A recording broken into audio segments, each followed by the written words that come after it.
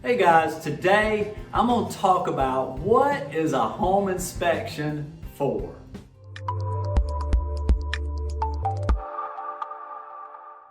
Hey guys, it's Les with the Les Walden real estate team here with you again, and this is something that comes up in every single contract that we work with, and that is the question, what is a home inspection for? So let's just kind of go through that process.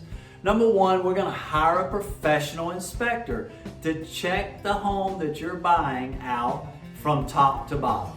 They're going to look at everything from the roof, the inside, crawl space, basement, whatever the home has. We want them to check it out from top to bottom. That professional inspector is going to include everything they see in their report. Now understand, that's what you hired the inspector to do. Write up everything he sees. Everything he sees may not be a problem, or it may not be an issue, and it certainly might be an issue that the seller is not responsible for.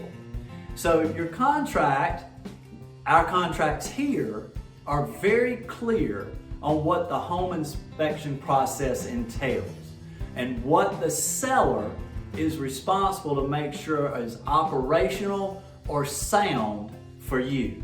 There's 5 major categories, and in the contract it breaks them down a little bit, but there's 5 that I like to talk about.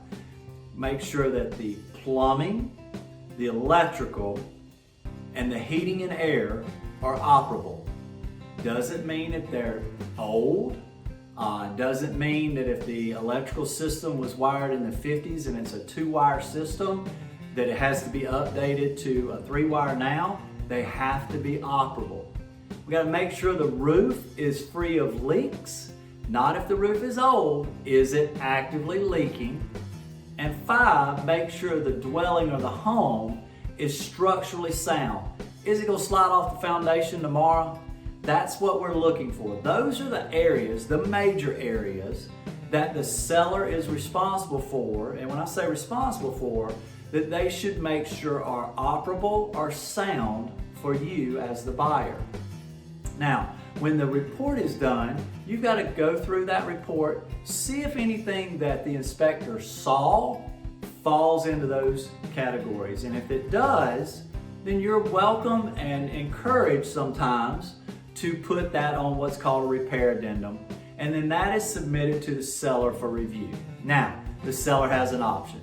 If the items you put on there fall in those categories, then the seller is supposed to make sure they're operable or sound. And if they agree to do those, we go ahead and move forward with the contract.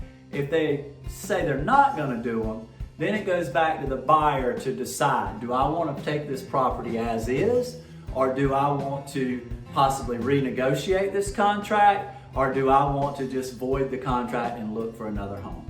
But the key is this: stay inside of those 5 major categories, and the whole part of the home inspection becomes a lot more manageable.